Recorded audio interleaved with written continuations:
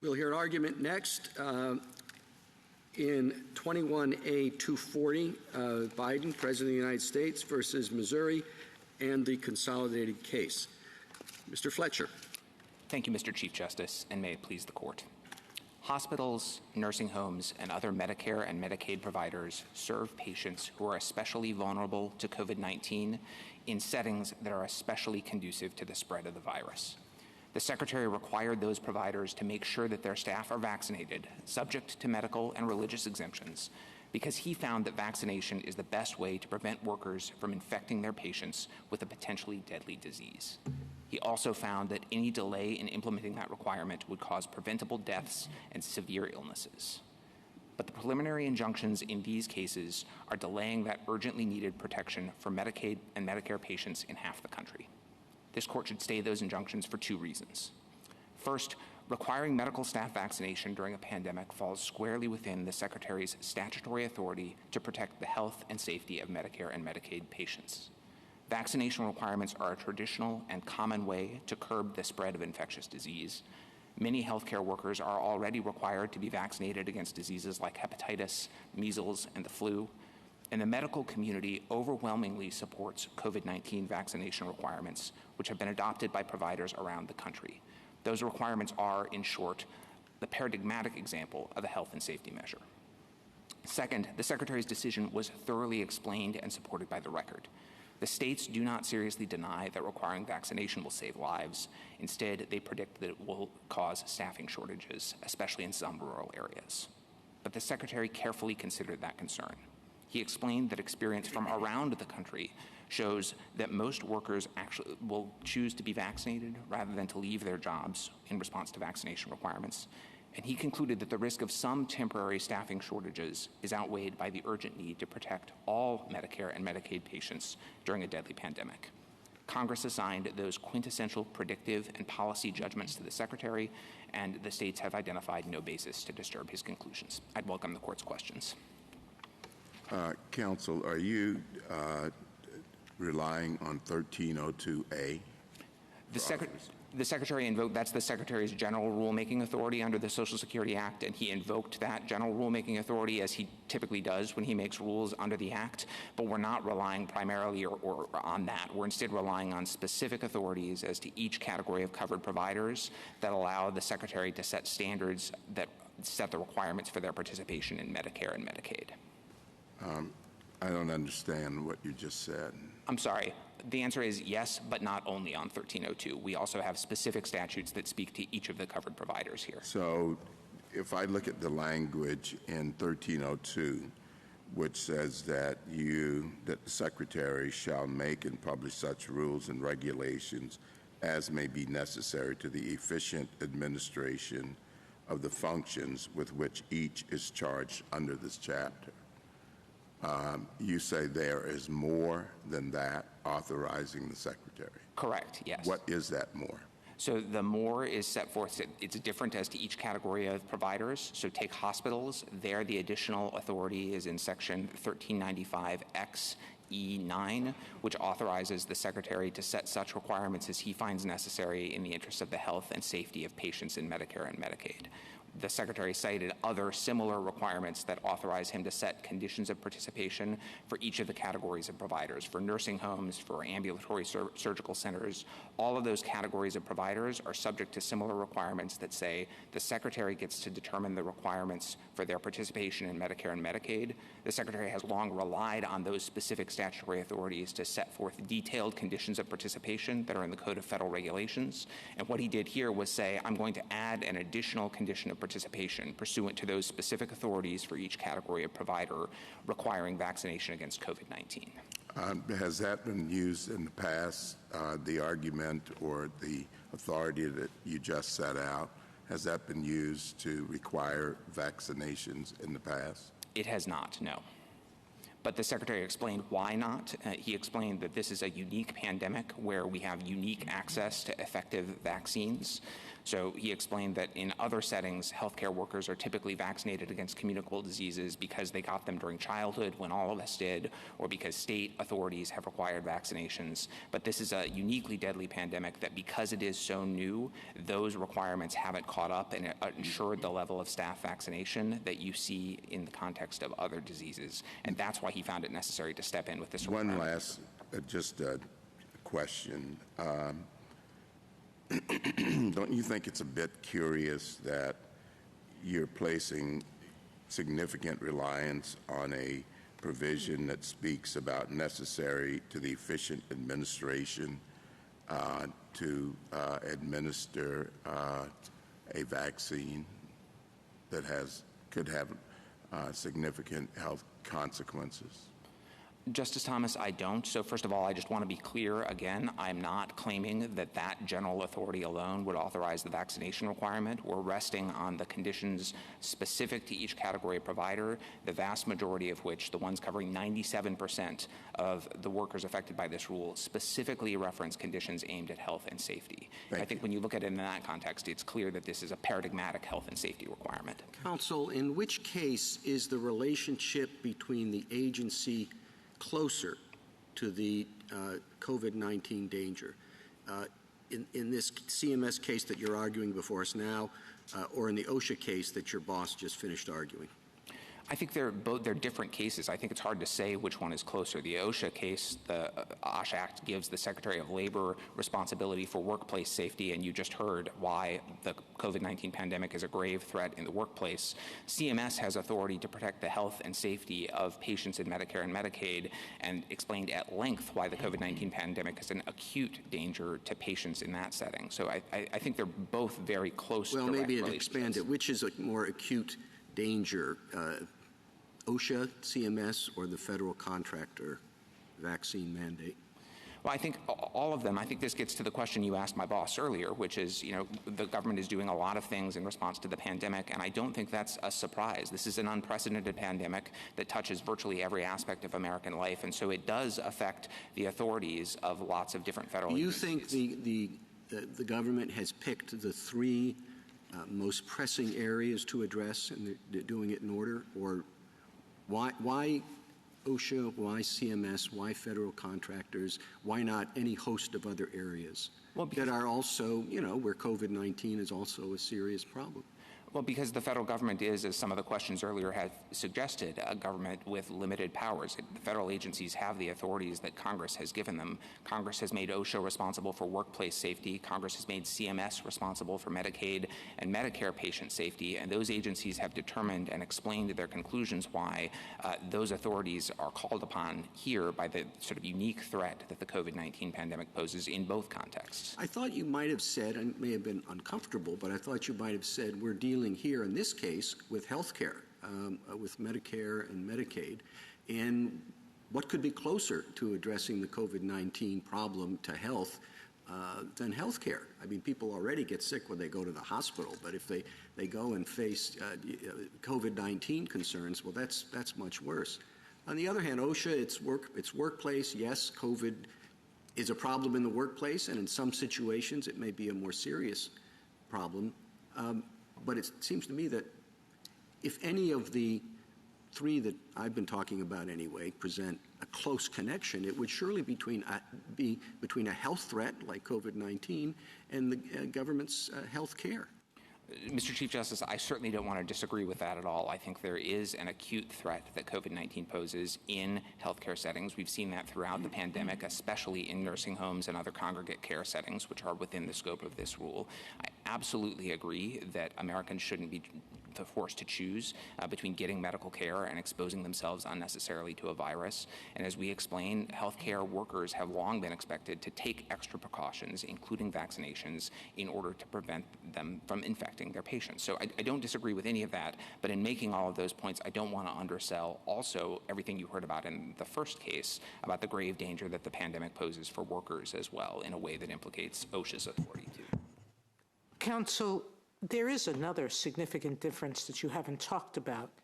This is a spending clause case and not a general powers case. And I always thought that when you're talking about spending clause, that the government has more power to define where it wants to spend its money, correct? Absolutely. And to that extent, one of the major arguments raised by the other side here that I want you to address is what they describe as the enormous cost that this will affect on hospitals and the fact that it's affecting so many healthcare providers, et cetera. Could you please tell me whether this is unprecedented in terms of what CMS generally does? I can, and first, if I could, I'd like to put in context the cost. I think the Secretary's cost estimate was on the order of $1.3 billion, much of which will be borne by the federal government, which covers the cost of vaccinations.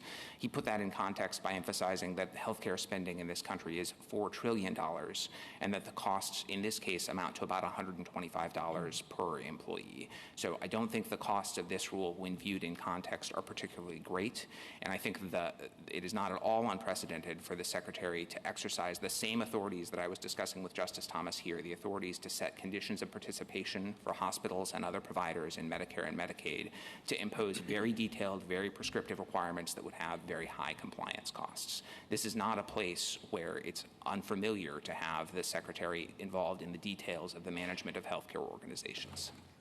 Did the states have clear notice that by accepting Medicaid funds, they would be subject to vaccination requirements for staff at their state-run facilities? So the facilities, and this applies to all facilities in Medicaid and Medicare, not to the states as the administrators of their own Medicaid programs, but I acknowledge states do have state-run facilities.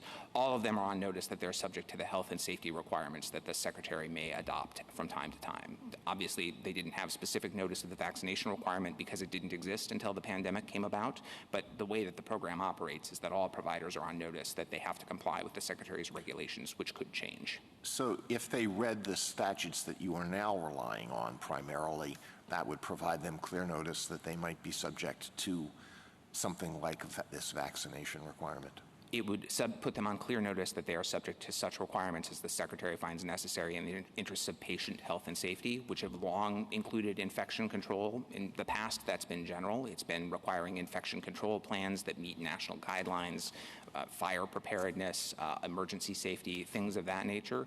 So they have long been on notice that they are subject to requirements by the Secretary in the interest of patient health and safety. And I think this is a sort of heartland case of a measure to protect patient health and safety in the midst of a pandemic. I don't have before me the particular statutory provision that you spoke of earlier, but is it the case that some of many, if not all, of these additional statutory provisions on which you are now placing your principal reliance are definitional provisions rather than provisions that expressly authorize the Secretary to promulgate regulations? Is that correct or incorrect? They're both. So they are definitions. The provision I quoted earlier, 1395XE, is the definition of a hospital for purposes of the statute. Right. But in that definition, it says a hospital, and what that it means to be a hospital is to be eligible for Medicare reimbursement. What it means to be a hospital is to meet the following specified requirements, including such other requirements as the Secretary finds necessary. So, right. But it doesn't say the Secretary is authorized to promulgate any regulations that protect the health and welfare of people in a hospital or in any of these other facilities. It says that the definition of a hospital and the definitions of these other facilities, by definition, they are facilities that are required to comply with regulations. As the Secretary finds necessary in the interest of patient health and safety, yes. Is there any limit to that power? What could the Secretary, what, if anything, could the Secretary not do if the Secretary finds that something is necessary to protect the health and safety of people in those facilities? Well, I think the Secretary, the major limit is the one in the text of the statute itself. The Secretary has to find that it's a requirement that's in the interests of patient health and safety, as the Secretary did here. I think the other constraints on that authority are the types of health and safety measures that you see in healthcare providers. So, and the way you know that this provision is within the Secretary's authority is that you see providers adopting it on their own. You see medical societies like the American Hospital Association, the AMA, the American Nurses Association recommending this policy. You see some states adopting this policy. I think all of those things are powerful confirmations that this is a routine, common, effective measure for protecting patient health and safety. One of the arguments on the other side is that you were required by statute to consult with the states before you did this. What is your response to that? There is a provision of the statute that says that when the Secretary sets conditions of participation for some of the providers at issue here, in carrying out that function, he shall consult with the states. The statute doesn't say that that consultation has to happen before rulemaking, and the way that the Secretary has long understood that to function is to require consultation in conjunction with the notice and comment process. Isn't that an odd understanding of a consultation requirement? We're going to tell you to do something, and then after we've told you to do it, we're going to consult with you about what we've already said you have to do. I don't think so, Justice Alito, in the context of the provisions of the statute that also contemplate, as the APA does, that in some circumstances the Secretary will have good cause to act without notice and comment. So in the ordinary case, there's going to be notice and public comment, which has the benefits that Justice Barrett referred to earlier. When that happens, you should also be sure you consult with the states and with accrediting boards. But when there's good cause to skip that, the agency has long interpreted that to mean that it can defer consultation with the states to the parallel public comment process. Is there a good cause exception in the provision that requires consultation? There isn't, but there's no temporal requirement at all. So it's actually the other side that's asking you to read into that a requirement that it happened before rulemaking and to make that requirement apply even when the good cause exception is satisfied. And we don't think there's any basis to do that, certainly not in the Secretary's past practice. This has long been the way that the Secretary has interpreted this provision in conjunction with the good cause exception to notice and comment. Mr. Fletcher, can I follow up on the questions that Justice Thomas and Justice Alito have been asking about the facility-specific statutes? I think it was wise to shift your focus to those because of their references to health and safety. But I find it difficult because the language of each of those statutes is different, and not all of them reference health and safety. So, for example, I think the one on long-term care facilities is your best, because that's the one that also refers to or requires skilled nursing facilities to establish and maintain an infection control program. That one, I think, gives you a stronger case than the ones that don't mention health and safety at all. Or, for example, for ambulatory surgical centers, you know, the provision on which you rely describes the benefits provided to an individual, and then it lists the kind of services that would be covered, right? And then parenthetically, it says, performed at an ambulatory surgical center, parentheses, that meets health and safety and other standards specified by the Secretary. It seems to me a heavier lift to say that that kind of aside in a parenthetical is a grant of authority to CMS to impose this kind of vaccination requirement on those who work at the ambulatory surgical center. So I guess my question is this. One, you know, the government here seeking the stay of the injunction has the burden of showing likelihood of success on the merits, and I understand because of space limits and the number of statutes on which you're now relying, it would be hard to make the specific case for each of these provisions. But what if I think some of the provisions might support you and others don't? This was an omnibus rule, and even though the Secretary in a chart identified all these, you know, specific provisions, we don't really have before us the structural and textual arguments directed at each of these provisions. So what if I think some do and some don't? In an omnibus rule, what am I supposed to do? Well, so we agree entirely that the focus ought to be on the statutory text, and one of our complaints with the district court decisions in these cases is that they blew past all of those distinctions and didn't focus on the text at all. So we absolutely agree the text of these provisions should be the court's focus. In terms of how to think about them, I understand it's unwieldy. There are 15 different provisions. I would group them into two categories. There are 11 or so that we cite at pages 5 to 6 of our reply brief that include that specific health and safety language in different formulations, but all of them specifically referring to requirements in the interests of patient health and safety. And as we've explained, we think that this is the paradigmatic health and safety regulation, and that's reinforced by the consensus of the medical community, by other regulators, by practices of providers. Now, there are a few statutes that we cite at page 9 of our reply brief that don't include that specific language. Those statutes are the ones applicable to providers that employ about 3% of all of the workers covered by the rule. Now, our view is that all of those statutes still give the Secretary the authority to set standards or requirements for participating providers. And if you look at those provisions, what you find is that Congress was a little bit less detailed. In the hospital provision, the 1395XE9, the preceding 8 sections all detail relatively nuanced, very specific requirements for hospitals. And then the E9 adds, and such other requirements as may be necessary. But what if I disagree? So I understand that your position is that all of these granted the Secretary authority. But what if I disagree? What if I say, for example, you suggested in a footnote in your reply brief that because such a small percentage of employees are covered by the statutes that don't reference health and safety, that we should just allow the injunction to remain in place only as to those. And let's say that I disagree with you that every single one of the statutes that references health and safety could be interpreted as a grant of rulemaking authority for the reason I suggested with ambulatory surgical centers. The rule is an omnibus rule. It wasn't adopted on a facility-by-facility basis. So if I assume the premise that I disagree with you that every single statute grants this authority, why shouldn't then we just leave the Fifth Circuit's injunction in place?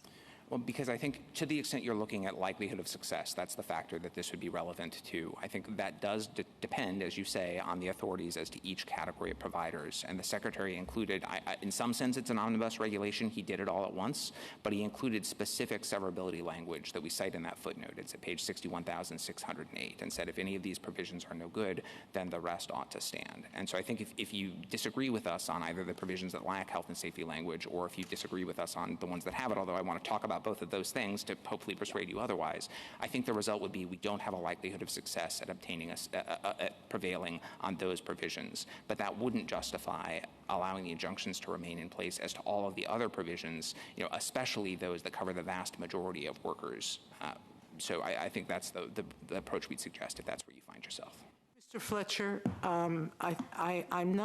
I do understand that we could go provision by provision, but I thought in reading your brief that the general authority to pass regulations with respect to the Secretary's functions, that all that you were saying is that generalized authority is well documented by the fact that in the vast majority of these, at least 11, if not 12, of these specific rules, they reference health and safety directly. Isn't that your point?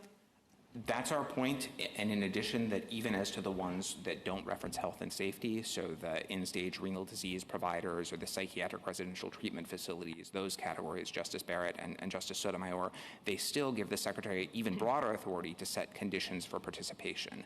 And our view is that when the Secretary is authorized to set conditions for participation in Medicare and Medicaid, that has to include the authority to set patient health and safety requirements. And in fact, that's the way the Secretary has long interpreted them. If you look at the regulations that are being amended by the provisions addressing those categories of providers, they're existing bodies of patient health and safety measures, in many cases addressing infection control already, in other cases addressing other matters directed at patient health and safety.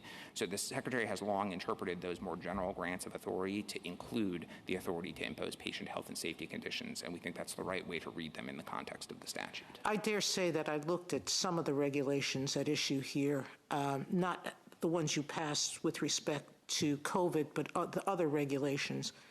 Is it fair to say that the vast majority of the regulations across all facilities relate to health and safety? I think that's fair, yes. That's certainly consistent with my reading of the regulations applicable to the facility providers at issue here. It does seem that since it's a program to serve ill people, people with conditions like renal failure, psychiatric conditions, other conditions, that would be the primary focus of contracting with places that are safe for those people, correct? Absolutely, and that's the way the Secretary has always understood those more general authorities. All right, thank you. If I could say just a word about the other argument that the other side has pressed heavily in this case, and that's the concern about staffing shortages. That is a concern that the Secretary acknowledged and considered in the regulation, and he explained nonetheless that he was adopting a vaccination requirement for several reasons. First, he explained that experience from around the country has shown that even workers who express hesitancy or even strong objections to becoming vaccinated don't actually end up leaving their jobs in those large numbers when vaccination requirements are imposed, when their employers can help facilitate vaccination, can counsel them, that across the economy, including in the healthcare sector, including in rural areas, including healthcare systems in North Carolina and Indiana, the Secretary found that vaccination requirements achieved very high levels of compliance. He sought comment on the issue. He sort of welcomed input from stakeholders about the particular challenges faced by rural hospitals. But he also explained that any temporary staffing shortages are likely to be relatively minor in the context of this industry, which already faces enormous staff turnover every year. He said the rate of staff turnover in the healthcare industry generally is about 25%. In normal conditions, and that in those circumstances, any marginal additional turnover attributable to the vaccination requirement does not outweigh the need to impose this health and safety measure that, again, is supported by the medical community and has already been adopted by providers around the country. Thank you, counsel. Justice Thomas? Justice Breyer, anything further? Justice Alito? Justice Kagan? Mr. Fletcher, the states talk quite a bit about the time that it took the administration to get out the good cause rule and suggest that in that amount of time it could have done a full notice and comment proceeding. I guess I would like you to comment on that. Is that true? It's not, for a number of reasons. I think the clearest is the provision governing notice and comment regulations that applies when good cause isn't found for the Secretary. 1395HH says that the Secretary has to allow a 60-day comment period. So that right there is more than 2 months. In addition to that, the Secretary has to write the rule, which involves not just developing the regulation and fitting it into the existing conditions of participation for 15 different categories of providers, but also writing the sort of detailed cost-benefit analysis and Paperwork Reduction Act analysis that are required by statutes and executive orders and that occupy dozens of pages at the back end of the rule. So I think the suggestion that in 2 months the agency could have completed notice and comment rulemaking is inconsistent with both the applicable legal requirements and just experience with regulatory process more generally. Yeah, I guess sort of for an ordinary person might say, well, if it's really important, why don't you just work faster? I understand that. I mean, that doesn't get you around the 60-day time limit. And what I can tell you is that the Secretary did work extremely fast, produced a 73-page rule in 2 months, and explained why the rule was necessary, satisfied all of the legal requirements. And I think, I don't want to fault my friends on the other side, but I think if the Secretary had rushed something out with a less thorough explanation, I think we'd be hearing legal challenges that he hadn't adequately explained things or considered things or calculated out the cost benefits. I think agencies that are trying to make policies that will stick have to make sure that they engage in the kind of robust analysis and document that analysis in the way that the Secretary did here. Justice Sotomayor? Anything further? Come back to you. Justice Gorsuch. This statute, unlike the OSHA statute, actually contains an express limitation on the Secretary's authority that we haven't yet discussed and that I know you're familiar with. Among other things, it says, the Secretary shall not control the tenure of employees at covered health care facilities or their compensation or their selection. And this regulation, arguably, the other side will say, I'm sure we're going to hear it, so I didn't want to hear you have a chance. It's going to say this effectively controls the employment of individuals at these healthcare facilities in a way that Congress specifically prohibited. As I understand your response, it is we're just providing money or not providing money. And by withholding money, we're not controlling who you hire.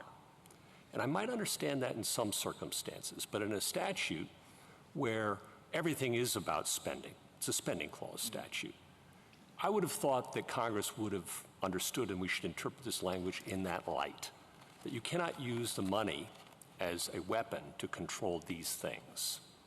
And in fact, of course, as you know, the court has some anti-commandeering law. That's doctrinal speak for you can't always use money without and claim you're not controlling what's going on. And I wonder whether we should take particular cognizance of that here, given that these statutes sometimes constitute, we're told, 10% of all the funding state governments receive. This regulation affects, we're told, 10 million healthcare workers and will cost over $1 billion for employers to comply with. So what's your reaction to that? Why isn't this a regulation that effectively controls the employment and tenure of healthcare workers at hospitals, an issue Congress said the agency didn't have the authority, that should be left to the states to regulate? So, Justice Gorsuch, you're talking about Section 1395, and that says that nothing in the Medicaid Act shall be, or Medicare Act, shall be interpreted to authorize any federal official to control, as you say, tenure, staffing, the practice of medicine, or the administration of entities. We read, as the Secretary has long read, that to mean that he can't dictate particular decisions. Hire this person, don't hire that person, treat this patient this way, not that way. That's what control and supervision means. And can it mean, though? Could it mean? Should it mean? Have we in other cases interpreted similar language to mean you can't use money in a way that commandeers a state or private entity? So I think the most direct answer is that it can't mean that in this context, because you have to... Could it mean it, and do you agree that it means that in other contexts? Control and supervision can mean different things in different contexts, but I do want to get out that they have to mean something that's consistent. Fine, I'll let you do it, I promise. But you'd agree that in some contexts, in some circumstances, that's a possible meaning.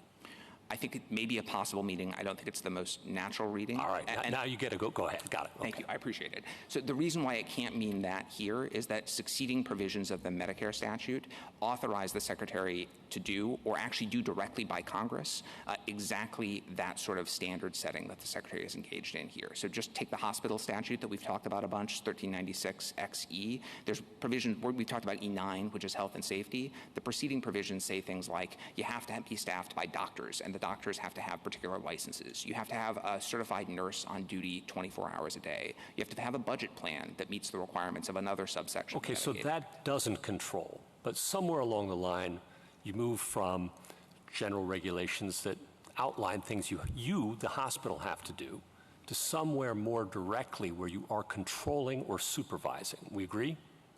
Yes. There's a sliding scale in there. I'm not sure about sliding scale. I would say standard setting, we can tell from that context. There's a range. Can we agree on that? Sure. Okay. Where's the line? I think that as often the case with ranges, the line may be hard to draw when you get out towards more granular controls. I think what I can be confident about is that this standard is on the right side of the line because it's consistent with standards in the statute itself that say you have to hire physicians and nurses that meet these qualifications, or with other provisions that say you have to train, your staff must be trained in this way. I understand that. What do we do about the fact that Congress has never, that CMS, not Congress, we don't have Congress here, CMS has never before said among its standards a vaccination requirement or any other health standard with respect to employees and actions they must take outside the work environment. So, for example, could CMS also implement regulations about exercise regimes, sleep habits, medicines and supplements that must be ingested by hospital employees in the name of health and safety? And would the government argue that does not control the tenure of those employees?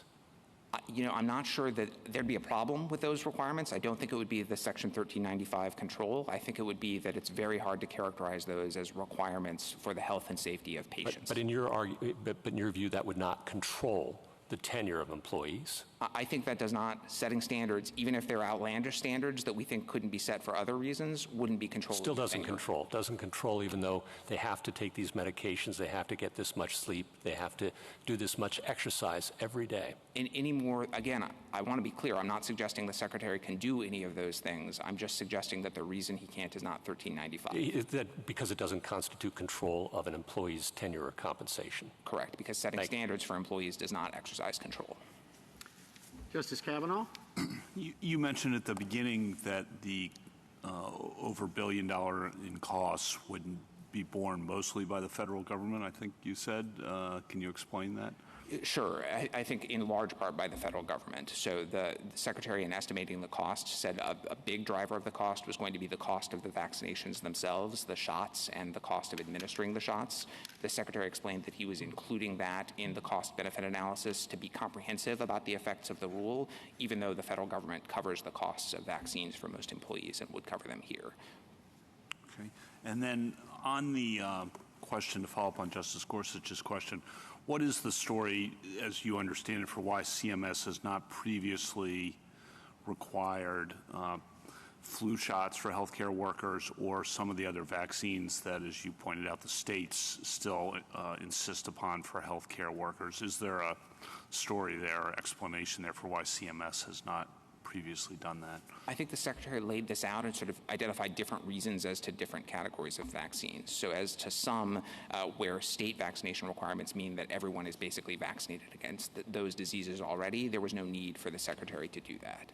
The Secretary also hasn't acted with respect to flu vaccines. Some states have done that. Not every state has done that. But the Secretary explained that this is a pandemic that is a much graver threat than the seasonal flu is, and also that these are uniquely effective vaccines, and explained that it's that combination, the sort of unique pandemic situation that we haven't seen before, and the uniquely effective vaccines that led him to choose to adopt that here. Thank you. Justice Barrett? Are you arguing with respect to the facility-specific grants, and this goes back to the questions that Justice Sotomayor asked you after we last talked, are you arguing that those facility-specific grants inform the general grants in 1302A and 1395HH, such that we should interpret the general grants as encompassing the authority to impose health and safety measures? Or are you arguing that even if we pretend that these two general grants don't exist, that the facility-specific grants would nonetheless equip the Secretary with this authority? I think the latter. I think I'd be making the same argument even if we didn't have the general grant. I think the general grant, reinforces the idea that when the Secretary sets standards, he has the power to do that through regulations, but we're relying primarily on the specific grants, and I think those would be sufficient even if you set aside 1302. Thank you. Thank you, counsel.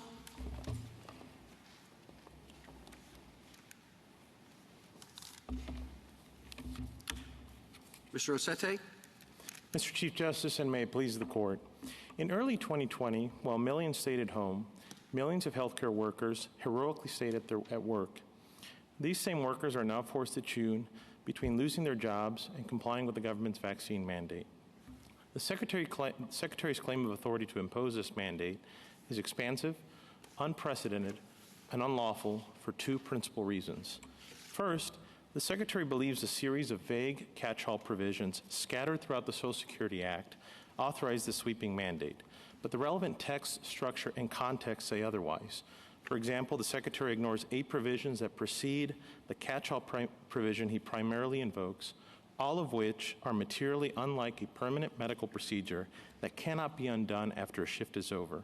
Exceedingly clear language is required here because the mandate regulates matters that have traditionally been within the province of the states. Second, the rule is arbitrary and capricious under the APA. The Secretary impermissibly extrapolated evidence for one category of facilities to justify regulating all 15, and failed to adequately explain his sudden shift from encouraging vaccination to mandating it. But more fundamentally, the Secretary overlooked the critical perspective of rural healthcare facilities in the states and the devastating consequences the mandate will have on rural Americans' access to healthcare. Categorically excluding an entire class from employment will mean that patients in rural Nebraska will have to seek primary and emergency care 2 to 3 hours away and cannot undergo surgery. This represents vast stretches of this country where healthcare is not provided by massive institutional providers with tens of thousands of employees, but by smaller healthcare facilities run by local communities. While a 1% loss of staff may be insignificant to the former, it is fatal to the latter. Without the injunction, rural America will face an imminent crisis. The government stay application should be denied, and I welcome the Court's questions. Counsel, would you discuss the preemption issue just briefly? Yes, Your Honor. This regulation, the Secretary says in this regulation that it is intended to preempt arguably any inconsistent state laws with respect to vaccination requirements.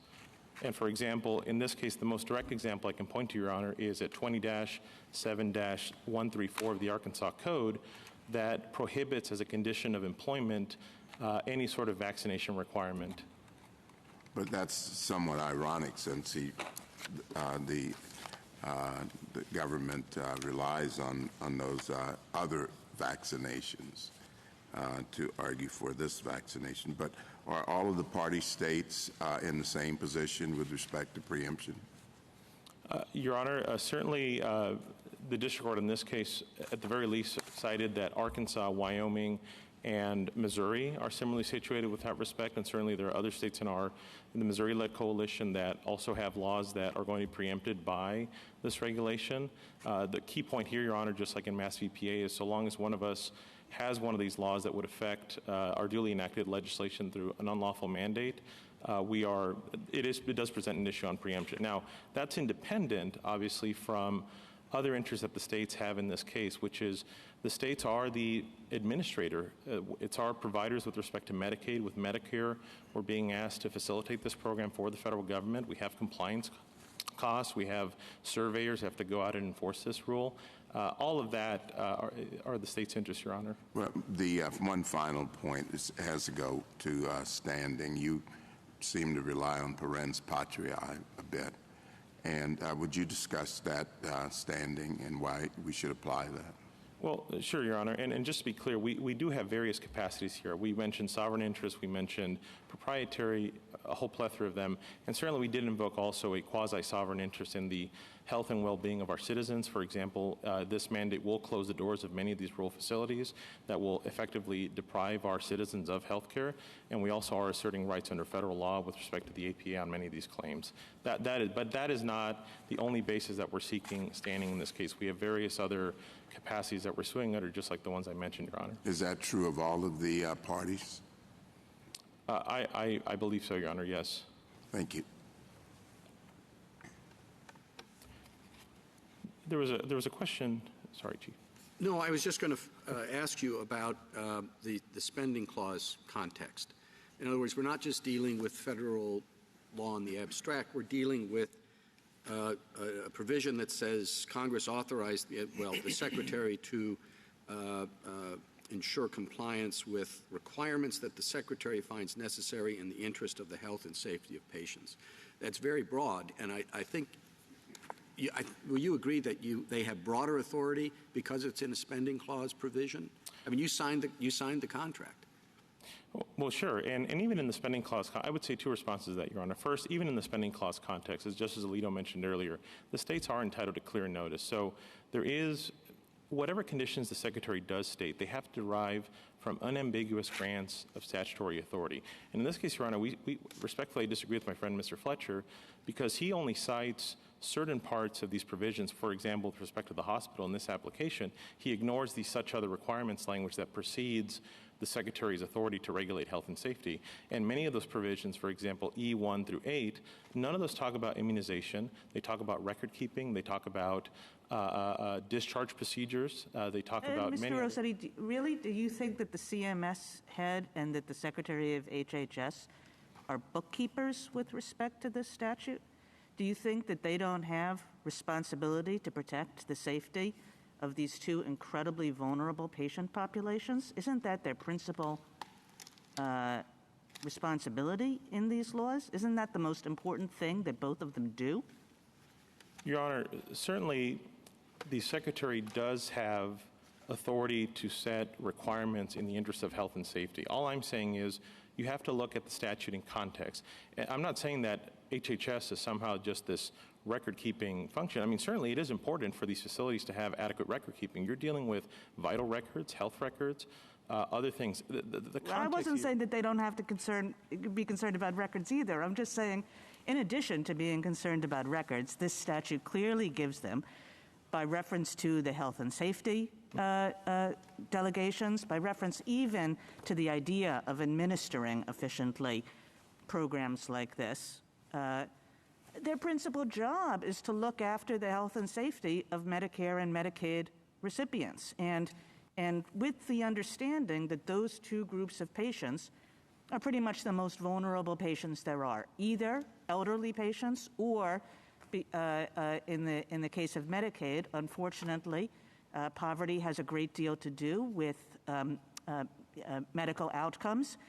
So, with respect to these two vulnerable populations, and especially vulnerable when it comes to COVID, how can it not be the principal, prime responsibility of the CMS head and the Secretary of HHS to look out for their health and safety?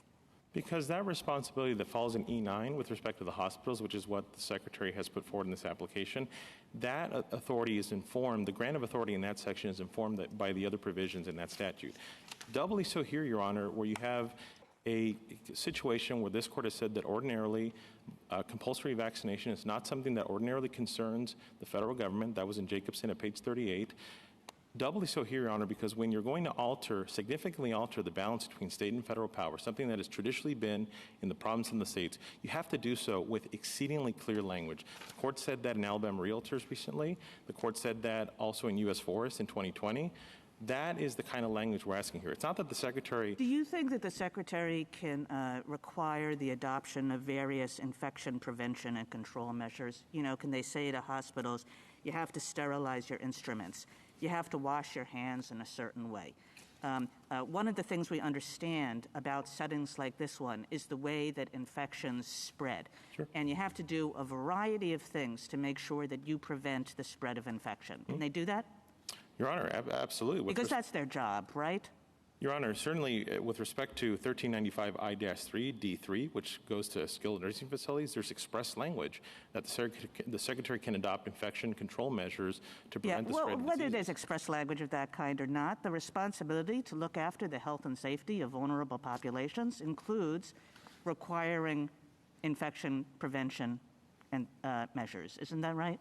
Well, certainly, Your Honor, if Congress decided to write statutes in very express terms with respect to the skilled nursing facilities, and I will submit... I think you're ignoring the question. Put that aside. Suppose that it didn't say infection at all, but it says you have to look after the health and safety of your patients. Does that include infection prevention? It may very well include infection prevention. I guess all I'm saying is that in this case, Your Honor, where there is express language that talks about that, Congress knows how to do that and chose not to regulate with such specificity. Your view is what you're saying is they don't have authority under this. Is that in response to Justice Kagan? Your Honor, they can't say wash your hands. Can they say if there's a diphtheria we don't want anybody with diphtheria walking into the hospital because everybody will get it. You're saying they can't say that. Is that right? Your Honor, there are various measures. Well, are you saying that or not? Take the example that Justice Kagan gave of the washing hands or sterilizing instruments, or the one I just gave you of diphtheria. Can they say it or not? Yes, they can regulate. All right, if they can say that, then why can't they say in the same breath, and by the way, we don't want you walking in here in crowds that will spread COVID, and this is how you stop it. Right. Why can they say the one and not the other? Because taking off gloves and masks, a vaccine cannot... I didn't say that. I said diphtheria. Your Honor, the Secretary certainly has authority to implement all kinds of infection control measures at these facilities. No, I'm not disputing that, Your Honor. Well, all the Secretary is doing here is to say to providers, you know what, basically the one thing you can't do is to kill your patients.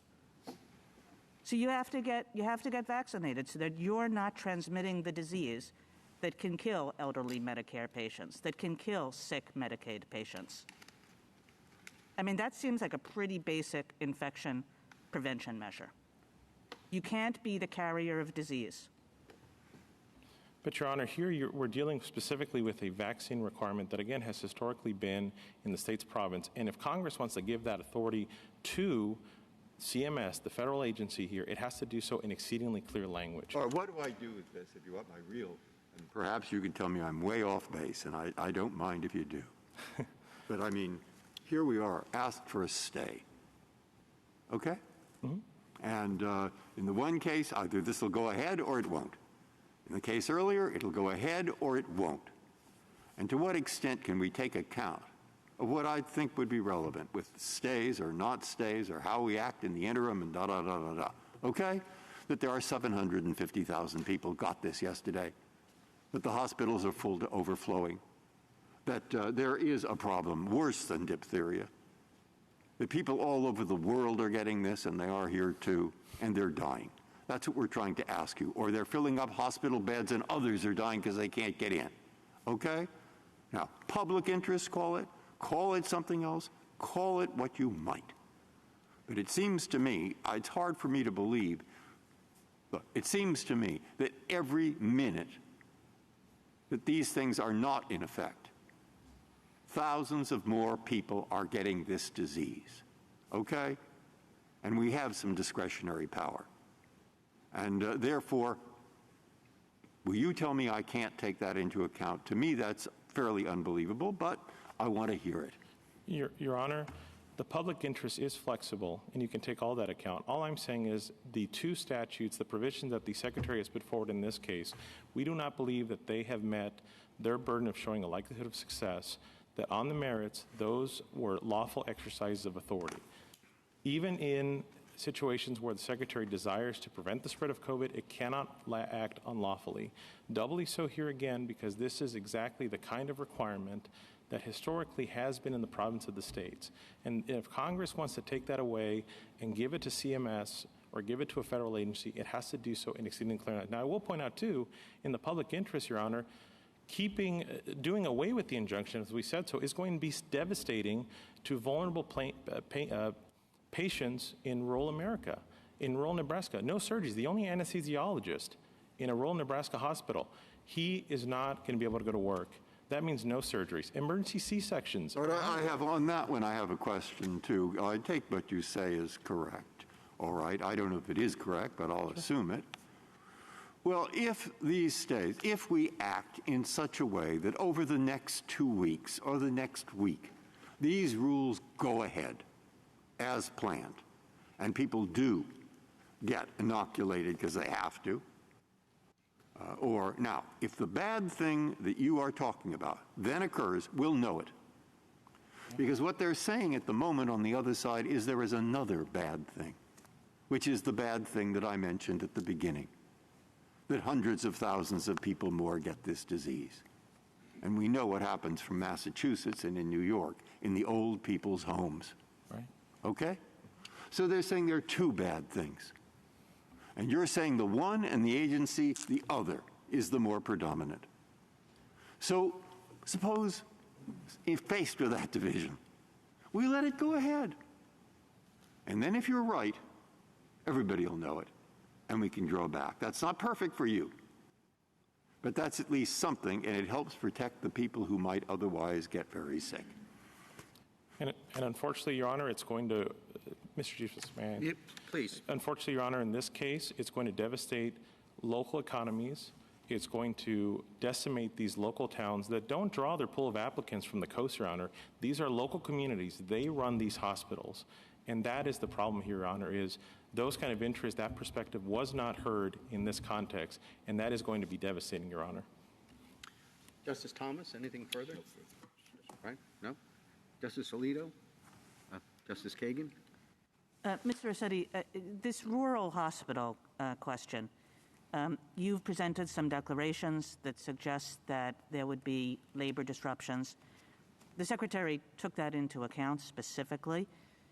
Basically has a different view of the size of the disruptions based on the data that he had. And then in addition to that, said that there are countervailing things. There's countervailing things with respect to the labor force. And the Secretary said some people might come back because they won't have to deal with unvaccinated colleagues. That there will be savings in terms of fewer people out sick and so forth. And then the Secretary has an important job to do, and that's to balance whatever disruptions there are. The Secretary says they're much less than you say they are, but then to balance those disruptions against the safety of the Medicare and Medicaid recipients whom he is statutorily obligated to protect. And it just seems pretty basic to me, as I said, that the first thing that means in the context of this pandemic is that providers can't be carriers of the disease itself. And then in addition, there are other health benefits. People are not showing up to hospitals because they're afraid of getting COVID from staff. And so they're not coming for their mammograms, and they're not coming for their colonoscopies and so forth. So he has to balance all those health benefits against what you say are these labor disruptions. And the question is, you might have a point. I don't know. I don't know very much about the rural market, but the secretary, that's his job. Should it be that we decide, as against what the secretary has decided in performing his important function of evaluating these potential disruptions and weighing those disruptions against the health benefits that he sees in that rule? Should we say we think that the disruptions are more greater than the secretary thought, and we further would weigh them differently against the health benefits of the rule? Is that for courts to decide? Your Honor, there is a lot there, and I think the simplest way I can answer that directly is, in this case, it's this critical perspective of these tiny communities that, again, he did cite to one example in North Carolina with 35,000, I think it was Novant Health, 35,000 employees, as this is not going to be insignificant to them. But I think that critical perspective of these tiny hospitals that, again, are 100 or less, these numerous facilities that are going to be devastated by this, that sort of relevant factor, that important aspect of the problem, we don't see how the secretary could have properly weighed everything properly when that sort of critical perspective was ignored and these folks did not have a chance to be heard. And in this case, it's almost as if the secretary put a rock on one side of the scale and a feather on the other. What may work in Detroit and Houston may actually be counterproductive in Memphis, Missouri, or for that matter in El Dorado, Arkansas. All of those places have different considerations, which is why this historically has been a local and state matter. And the states, again, are free to require it or not require it. And so why is this an issue for the states to require or not require? This is the federal government paying for services. And why doesn't it have a right as the payer for services to specify what services it wants to pay for? Now, in terms of clear rules, I'm having a very hard time understanding how you can say, yes, they could pass a rule that requires people to wear gloves, or they could pass a rule that requires them to isolate individuals who are infected by something. But they can't pass this rule, and you say because it wasn't clear? If it's clear enough that they can consider safety and health regulations, why is this particular rule subject to us saying no? Because, Your Honor, this court in Jacobson in various cases has drawn the line at compulsory vaccination being something that the states do. And when Congress enacted wait a minute.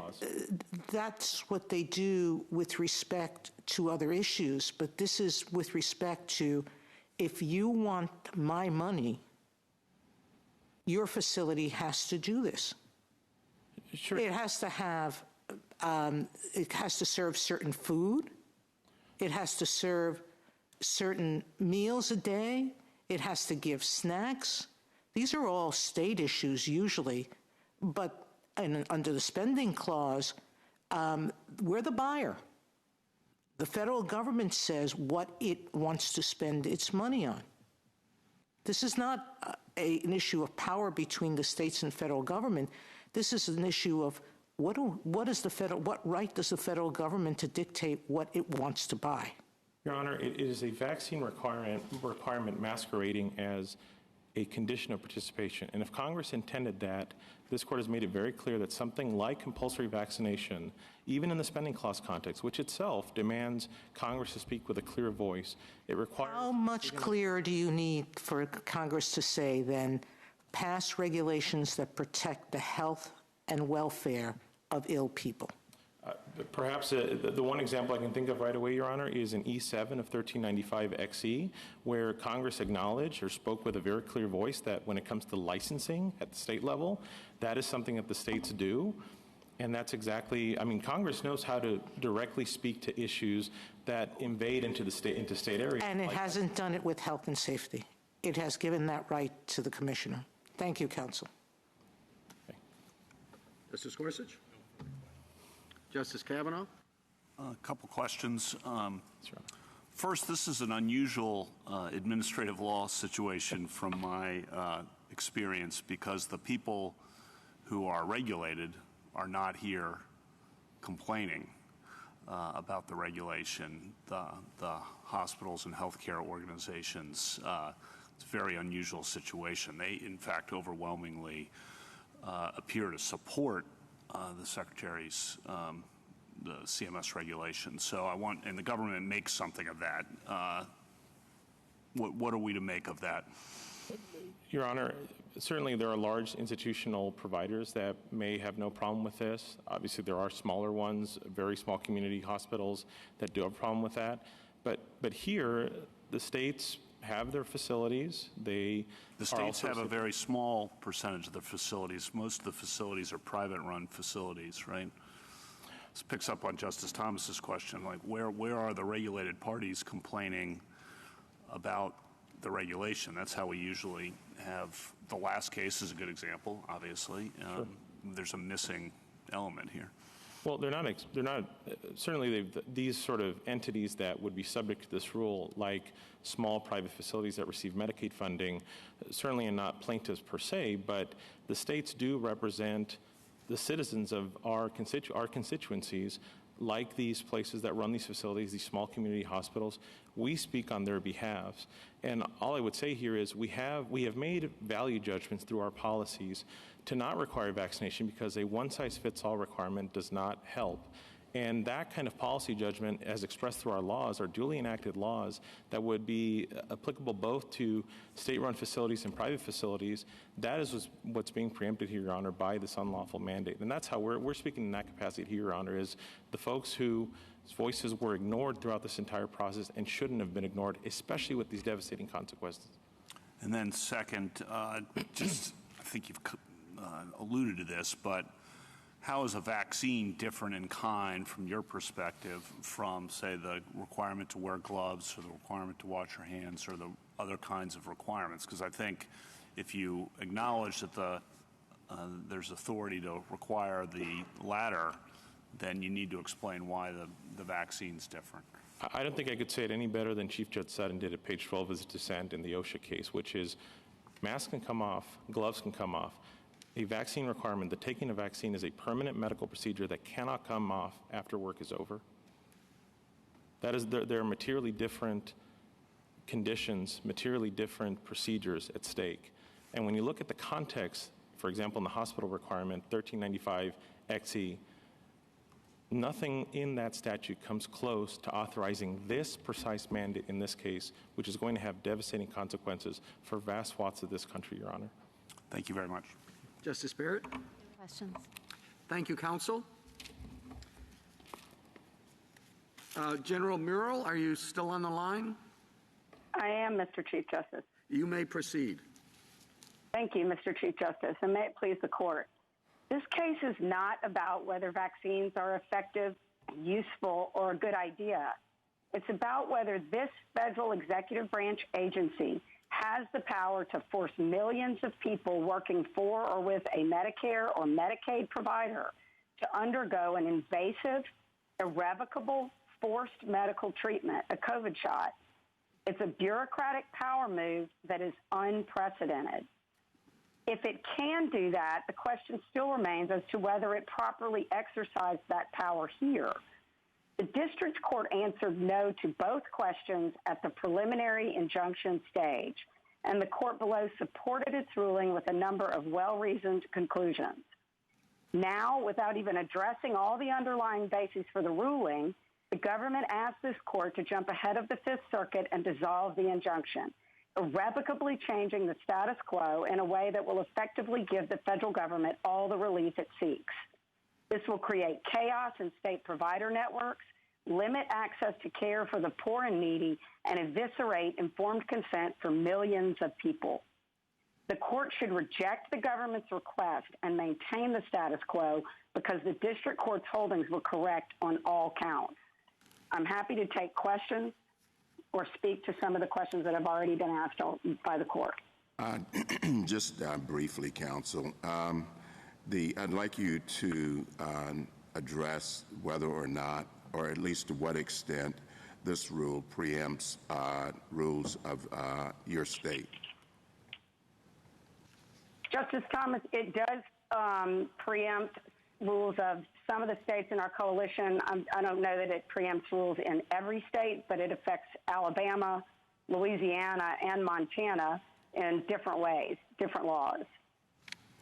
Could you address, as I asked earlier, the parens patriae standing? I think that's going to be an important matter, and I'd like you to address it. So I think we have parens patriae standing to protect the interests of our citizens, but that is not the sole basis on which we appear in these cases. And there's been, some questions about Medicare and Medicaid. I think the government has conflated those two programs in an enormous way, because just in Louisiana alone, I can tell you that 41% of our budget is Medicaid funding. So we have enormous interest in the way these programs operate, and that's one of the reasons why there are express consultation requirements built into the statute. Thank you. General, do you agree with the district court's statement that COVID, this is a quote, COVID no longer poses the dire emergency it once did? Your Honor, I think that is those are shifting sands. Obviously, COVID conditions can change at any given time, and they have.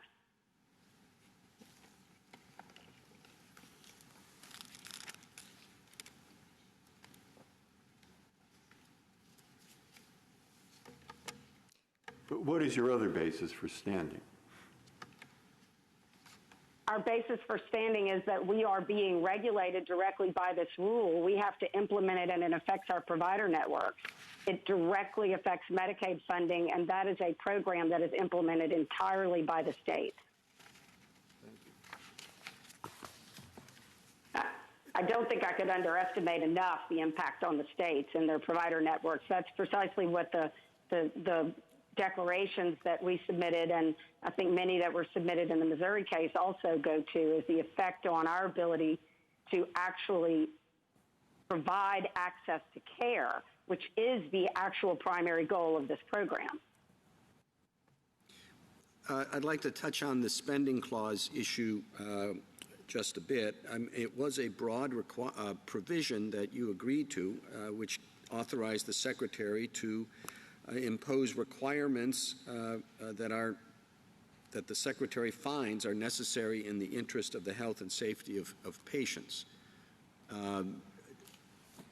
Why did that not give you adequate notice that something like this could be enacted? I don't think that gave us any more notice that could be enacted than, no one even expected COVID, so how could we possibly have expected to have the federal government, through a spending condition imposed upon us years after this program was created, co-opt a quintessential state police power for deciding whether its citizens should be vaccinated or not? That's just not something that we could have reasonably anticipated, given the general broad language that is put into the statute. And again, I don't think that their primary role is to actually provide directly for the health and safety of the people. It is to provide funding to the states to implement these programs, or through Medicare to reimburse for health care to individuals.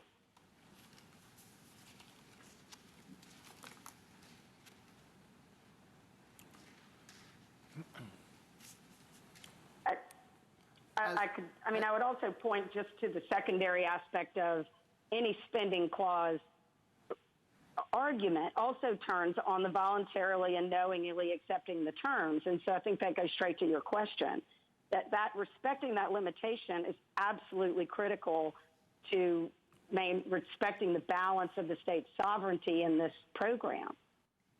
Well, it's how does that determination? It is what the Secretary finds, and it's what the Secretary finds necessary. So I'm not saying there's not some limit there, but I don't know why a provision addressing an infectious disease of this scope is beyond the Secretary's determination that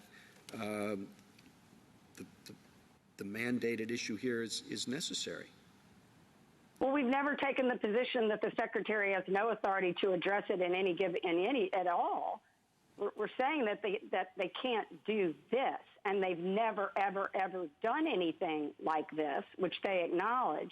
And the Solicitor General, in the argument that preceded this one, also pointed and conceded that where there are other textual and structural cues in a statute that may be inconsistent with the agency's jurisdiction, that you should be looking at that in terms of the discretion that you give, and when you evaluate whether this is a question or an issue that falls within the general discretion and scope that was granted earlier by Congress. And here there are multiple cues that conflict directly with the broad scope and grant of authority that they're claiming here.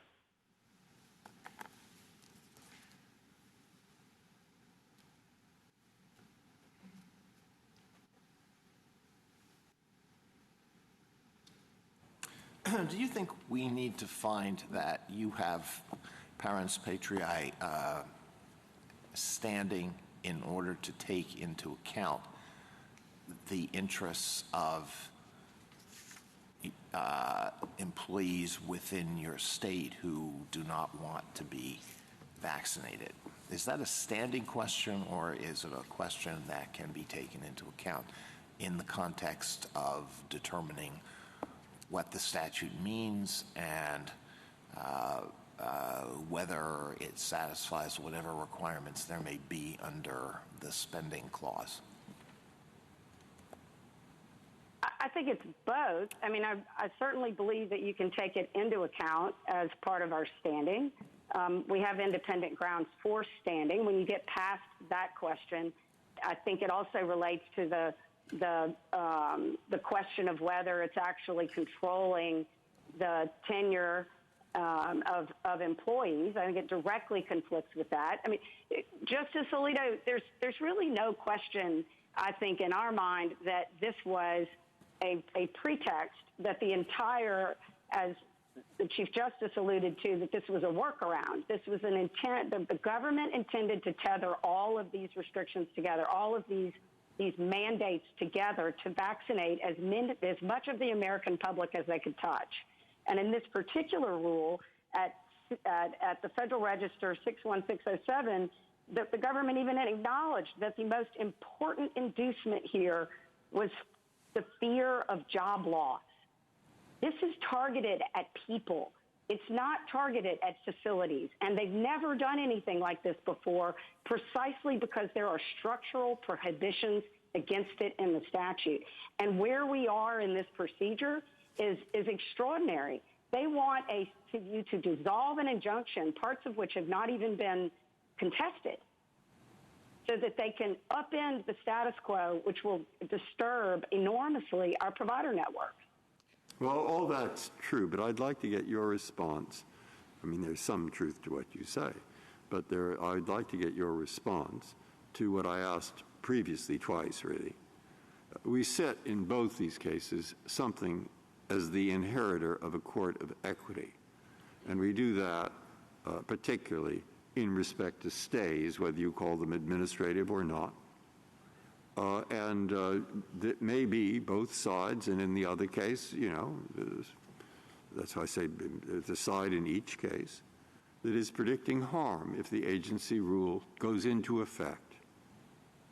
And the other side predicts serious harm if the agency rule does not go into effect. And as you heard in the OSHA case at the last minute, On the one hand, if they have to start complying with this, they have to get plans and the employers are hurt.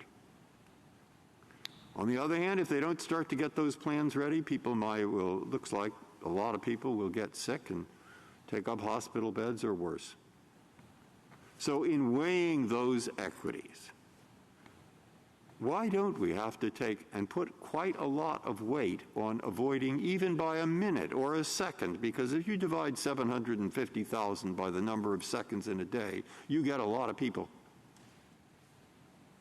And why do we not have to take those things into account, see how the government would balance them, see if that is reasonable, and be very wary at the least of interfering with rules that will, in fact, save people's lives or hospital beds or from getting the disease?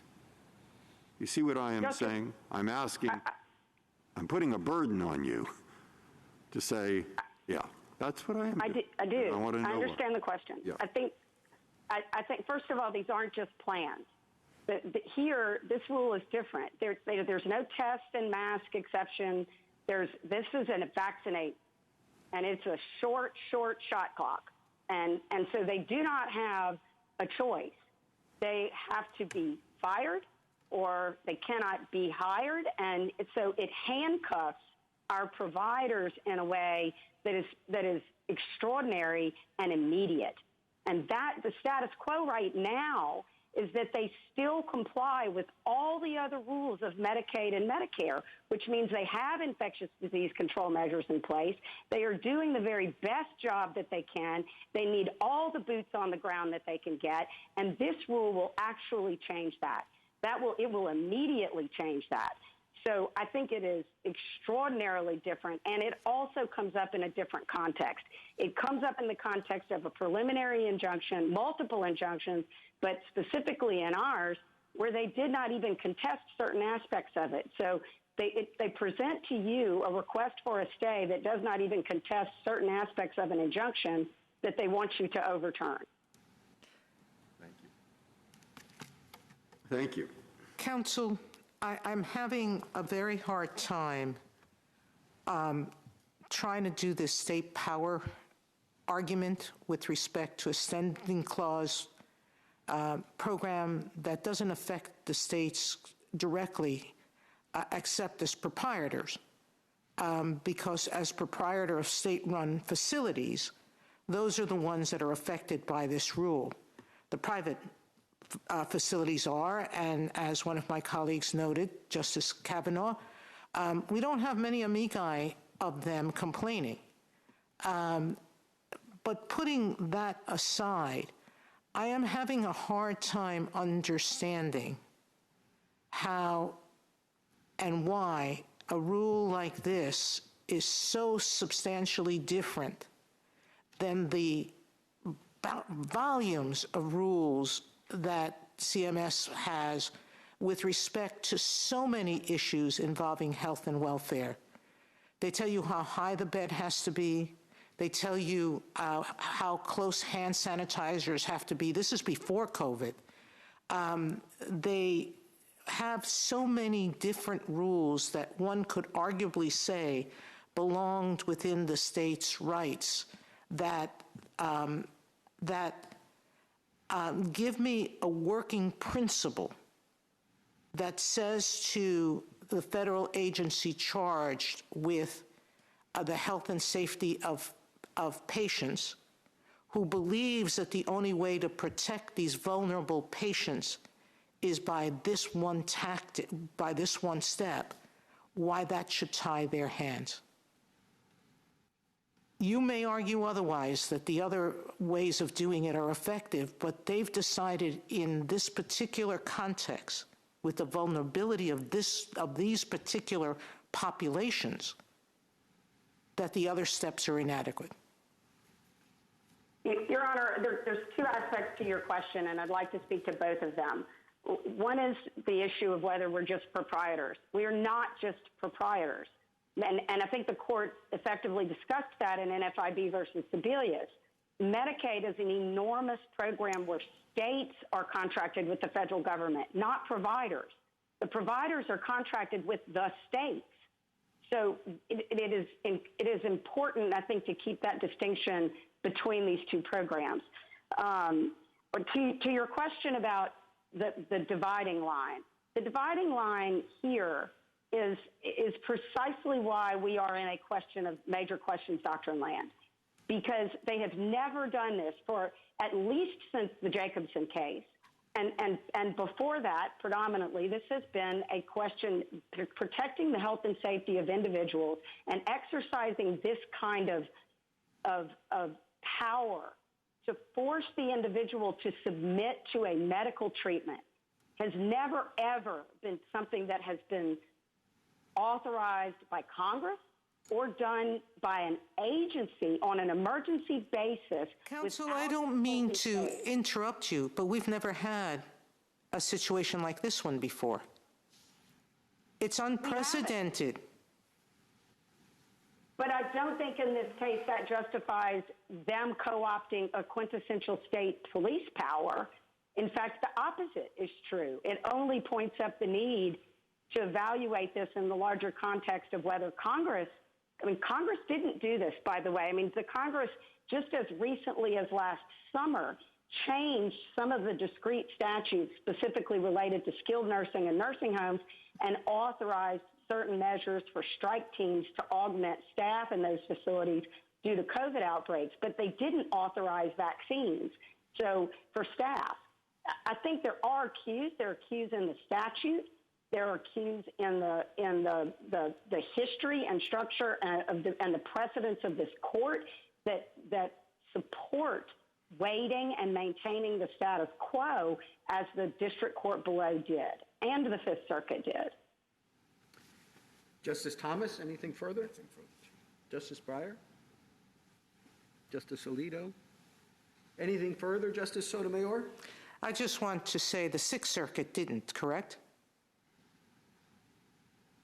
The Sixth Circuit in the OSHA case I'm sorry, I operated differently. Yes. Yes. Justice Kagan? Justice Gorsuch? Kavanaugh? Justice Barrett? Okay. Thank you, counsel. Rebuttal, Mr. Fletcher?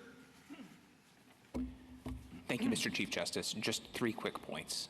I'd like to start with the interpretation of the statutes before you that the other side is offering, because I don't hear them to contest that the Secretary's authority to set conditions for participating in the federal Medicare and Medicaid programs includes the authority to protect patient health and safety, even in the statutes that don't include that language. I don't hear them to be disputing that the Secretary can adopt infection control mechanisms or require people to wear gloves or do other things of that nature. Instead, their submission seems to be that vaccines are different. And I think the problem with that is that they haven't really given you a basis to ground that in the statute. The first thing that they've said is vaccination is typically the prerogative of the states. And of course that's true in some sense, but we're talking here about a federal spending program. And the regulation of medicine is typically the prerogative of the states. Usually it's the states who require hospitals to make sure their employees wear gloves or they follow the fire code or they have sprinklers, things like that. But no one disputes that Congress has given the Secretary the authority to make sure that providers who are providing care under the aegis of the federal Medicare and Medicaid program live up to standards set by the Secretary. That's what the Secretary has done here. The other thing that I've heard them say about why vaccines are different is that you can't take them off, that vaccines are somehow different than gloves or other safety measures, and so some special specific authorization ought to be required.